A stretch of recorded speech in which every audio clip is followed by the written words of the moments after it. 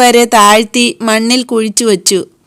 പിന്നീട് ഒരു പിടിയുള്ള പാത്രം കൊണ്ട് വേറൊരു പാത്രത്തിൽ നിന്ന് വെള്ളം മുക്കിയെടുത്ത് തടാകത്തിൽ ഒഴിക്കുന്നു. എന്നാൽ ഉടുപ്പ് നനയുന്നത് മിച്ചം, പ്രത്യേകിച്ച് ഉടുപ്പിൻ്റെ കൈകൾ. കലത്തിൽ നിന്ന് വെള്ളം വാർന്നുപോയി അത് പൊട്ടക്കലമായിരുന്നിരിക്കണം. അങ്ങനെ തടാകം ഉണങ്ങിയിരിക്കുന്നു. ജോസഫ് വാതിൽക്കൽ വന്ന് നോക്കുന്നു.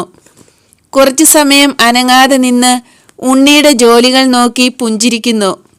എല്ലാവരെയും സന്തോഷപൂർവ്വം ചിരിപ്പിക്കുന്ന ഒരു ദൃശ്യം.